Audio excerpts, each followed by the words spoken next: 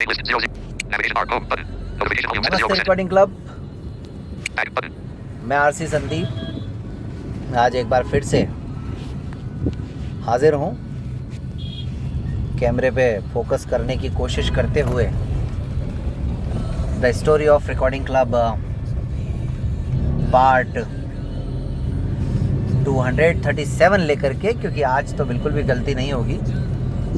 कल तो भाई लगभग 40-45 दिनों के बाद लेकर के आया था वीडियो, इसलिए गड़बड़ हो गया। लेकिन आज तो दूसरा ही दिन है।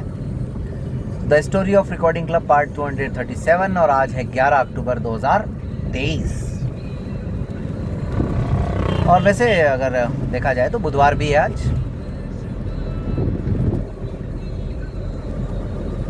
हमेशा रुके हुए काम को शुरू करना बहुत चुनौतीपूर्ण रहता है दोस्तों, और बस यही समस्याएं कुछ मेरे साथ भी हैं, लेकिन ठीक है। और सबसे बड़ी बात ये जो वीडियो वाला कॉन्सेप्ट है अभी, इसमें तो और ज़्यादा देखना पड़ता है, ध्यान देना पड़ता है कैसे वीडियो कवर हो रहा है, नहीं हो रहा है, आवाज़ कितनी आ रही है।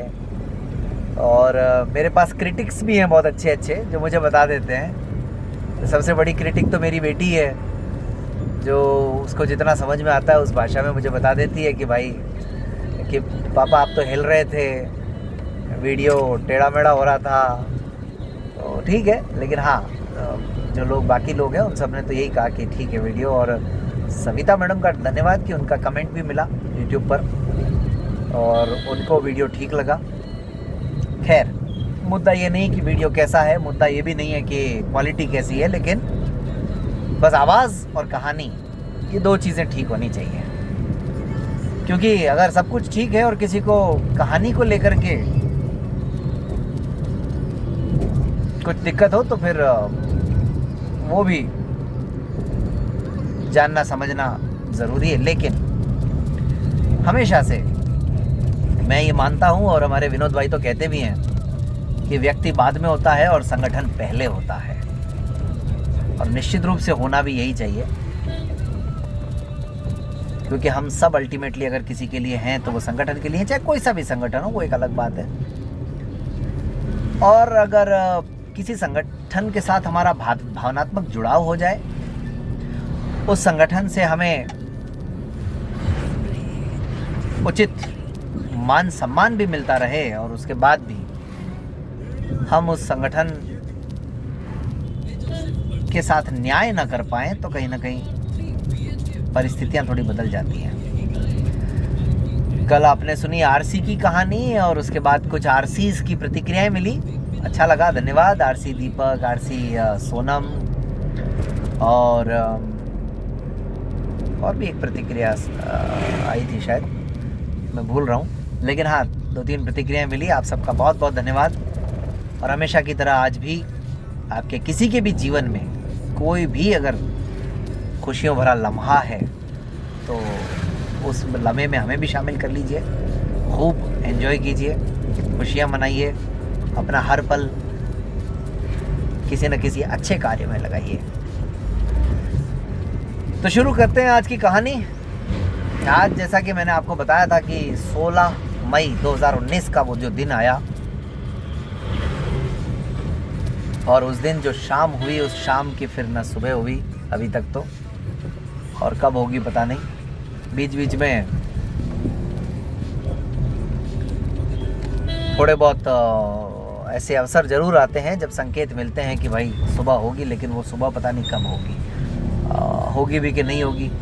और सबसे बड़ी बात, इन सबसे महत्वपूर्ण बात यह कि भाई कहीं हम लोगों से कोई गलती तो नहीं हो गई, कोई कमी तो नहीं रह गई, और अगर कमी ऐसी रह भी गई है तो उसमें फिर कुछ सुधार भी किया जाए। खैर, तो जैसा कि मैंने आप सबको बताया था, 15 मई 2019 को सुबह सुबह अजमेर से मैं और अर्पण जी साथ साथ चले, और ये सोच करके कि भाई कार्यक्रम निपटा करके आएंगे, कन्वेंशन पूरा करके आएंगे। और इतना बड़ा कार्यक्रम कम से कम मेरे जीवन में तो पहली बार हो रहा था, जिसकी जिम्मेदारी भी हमारे रिकॉर्डिंग क्लब के पास ही थी, और हमारे रिकॉर्डिंग क्लब की बदौलत ही इतने सारे लोग आ रहे थे। और सबसे बड़ी बात, एक अंतर्राष्ट्रीय संगठन के साथ मिलकर के हम लोग कार्यक्रम कर रहे थे। तो ऐसे में आप समझ सकते हैं कि जिम्मेदारी और चुनौती कितनी बड़ी थी। ऐसे में 15 तारीख का दिन बहुत अच्छे से बीता। जो कुछ व्यवस्थाएं जुटानी थी वो जुटाई, जो कुछ बातचीत करनी थी वो की। बराबर अर्पण जी सर साथ रहे, उन्होंने अपना सहयोग भी दिया। जहाँ पर जो कुछ कहना था वो कहा भी, जहाँ मुझे भी कुछ समझाना था वो समझाया भी।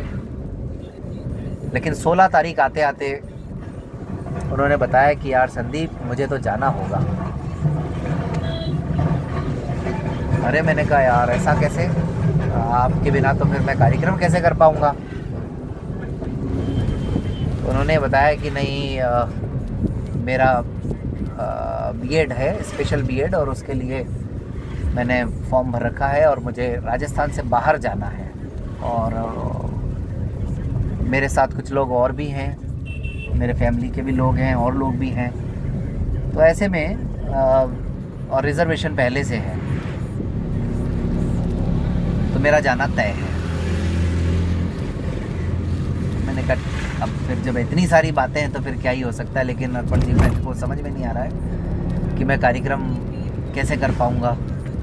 और सही मायने में दोस्तों, उस समय एक ऐसा दौर चल रहा था कि सबसे ज़्यादा अगर कोई साथ थे फिज़िकल रूप में तो वो अर्पण जी थे। मानसिक रूप से बेशक बहुत सारे लोग रहे हों, लेकिन फिज़िकल रूप में अगर कोई साथ थे मेरे हमेशा, तो वो अर्पण जी ही थे।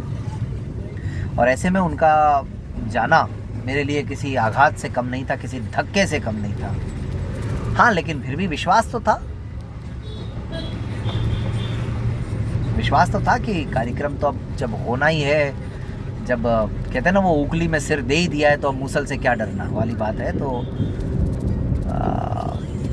कार्यक्रम तो करेंगे, लेकिन अब कितना सफल होगा, नहीं होगा, किस रूप में करेंगे, ये कुछ कहा नहीं जा सकता।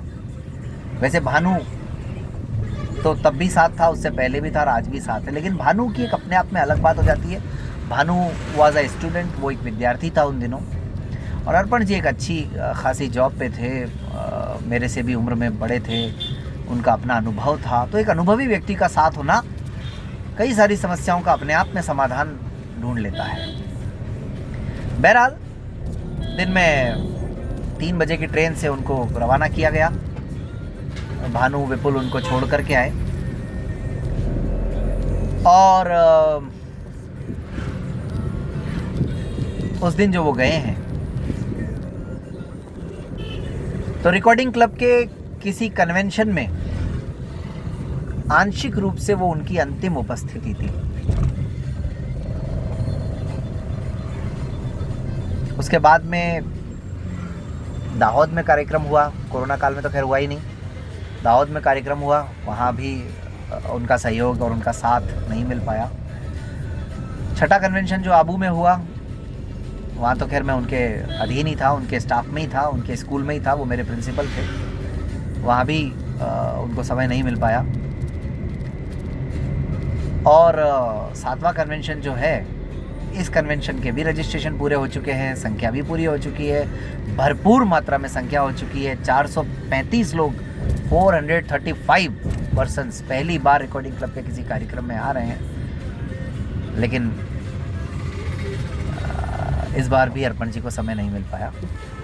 तो खैर, इसीलिए मैंने कल कहा था कि वो 16 मई का दिन मेरे लिए बड़ा ही अविस्मरणीय है। और तब से आज तक उनके अनुभव का, उनके ज्ञान का, उनके सहयोग का, उनके साथ का इंतज़ार है। और अब ये इंतज़ार न जाने कब पूरा होगा, ये तो पता नहीं। खैर, लेकिन कुल मिलाकर के ऐसे अनेक पल आए कि बहुत सारे लोग सक्रिय नहीं हो पाए। तो उससे मेरे को इतना फ़र्क नहीं पड़ा जितना अर्पण जी के सक्रिय न रहने की वजह से हुआ। लेकिन फिर भी अब वो बातें पुरानी हो गई हैं, कहानी भी पुरानी हो गई है, परिस्थितियाँ बदलती रहती हैं और ज़िंदगी हम सब जानते हैं, आप भी जानते हैं, चलने का नाम है, रुकने का नाम तो है नहीं। कारवां चल रहा है।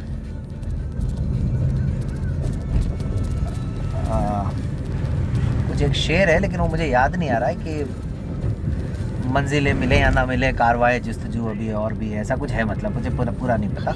लेकिन हाँ, चार्ली चैपलिन का नाम अगर आप सब ने सुना हो तो उनकी एक बात ज़रूर कहना चाहूँगा आज। चार्ली चैपलिन को बहुत बड़ा एक कलाकार माना जाता है। उनका नाम है बड़ा ही, बहुत बड़े हास्य कलाकार हुए हैं। और कहीं ना कहीं राज कपूर जो थे हमारे बॉलीवुड इंडस्ट्री में, बॉलीवुड में, वो उनसे बहुत प्रेरित थे, प्रभावित थे। चार्ली चैपलिन के ज़िंदगी की सबसे बड़ी फिल्म रिलीज़ हो रही थी, बल्कि उसका प्रीमियर था रिलीज़ होने से भी पहले। और प्रीमियर किसी भी फिल्म के लिए बहुत बड़ी बात होती है। और उसी दिन सूचना मिलती है, खबर मिलती है कि उनका पुत्र नहीं रहा। उनको किसी ने बताया कि आज आपकी सबसे बड़ी फिल्म का प्रीमियर है और आपका बेटा नहीं रहा। तो ऐसे में ये प्रीमियर आज नहीं रखना चाहिए। तब उनका वो जो फेमस वाक्य निकल करके आया, वो मुझे लगता है कि हम सबको अपनी ज़िंदगी में साथ लेकर के चलना चाहिए। मैं तो अक्सर बोलता हूँ, जहाँ भी मौका मिलता है बोलता हूँ, अनेक बार बोलता हूँ इस बात को। उन्होंने कहा था कि someone comes and someone goes, कोई आता है कोई जाता है, but the show must go on। लेकिन कारवां चलता रहना चाहिए, कार्यक्रम चलता रहना चाहिए, काम रुकना नहीं चाहिए। और वो काम जो किसी उद्देश्य को लेकर के किया जा रहा हो, उद्देश्य जब बड़ा हो, जब साध्य बड़ा हो तो साधन छोटा हो जाता है। तो वही बात, the show must go on. लेकिन हाँ, अच्छे लोगों की बातें, अच्छे लोगों की यादें, अच्छे लोगों के काम और अच्छे लोगों की अच्छाई हमेशा साथ रहती है, और वो रहनी भी चाहिए।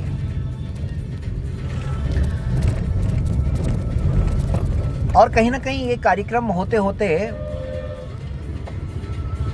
सो कॉल्ड हमारी जो छोटी मोटी टीम थी, उस टीम में पूरी तरह से बिखराव आ चुका था। एक पारस चैरिटेबल ट्रस्ट के नाम पर हम लोग साथ में थे, कुछ लोग, 5-7 लोगों का हमारा ग्रुप था। लेकिन वो ग्रुप वापस कब बना, कैसे बना, वो आगे आप सुनेंगे इस कहानी में। और फिर अब उसमें कौन कौन लोग हैं उस ग्रुप में, वो भी कहानी बड़ी दिलचस्प है। लेकिन बहरहाल आज तो बात हो रही है आबू कन्वेंशन की, और आबू कन्वेंशन में जो कुछ रहा वो मैंने आपको बता दिया कि मुझे अर्पण जी की कमी कितनी महसूस हुई। उसके बाद क्या परिस्थितियां रही, कैसे वो कार्यक्रम हुआ।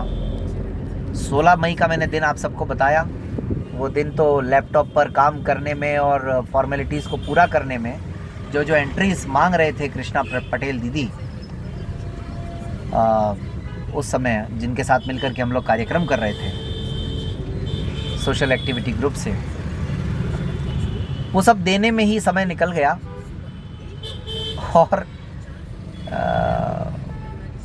उसके बाद में फिर 17 तारीख का दिन, 17 तारीख का तो दिन वो दिन था जब सुबह सुबह 10-11 बजे से लोगों का आना प्रारंभ हो चुका था। लेकिन लोगों के आने के बाद क्या कुछ परिस्थितियां रही, क्या क्या परिवर्तन हुए, कैसे संभाला उस कारवां को, वो कार्यक्रम कैसे अपने अंजाम तक पहुंचा, और कौन से खट्टे मीठे कड़वे, अच्छे बुरे, यादगार अनुभव इस कार्यक्रम के रहे, ये सब तो अब आज तो नहीं बता पाऊँगा। आज तो माफ़ी चाहता हूँ। वीडियो समाप्त करने की इजाज़त दीजिए। प्रॉपरली वीडियो है तो फिर वीडियो समाप्त करने की ही इजाज़त लेनी पड़ेगी आप सबसे। आज भी मैं 7वें कन्वेंशन के बारे में कुछ खास नहीं बता पाया, लेकिन बताऊंगा। कुछ इंटरेस्टिंग अपडेट्स हैं, उसको लेकर के कुछ फैक्ट्स भी हैं, लेकिन आज नहीं, फिर कभी। आज तो कहानी को एंजॉय कीजिए। धन्यवाद।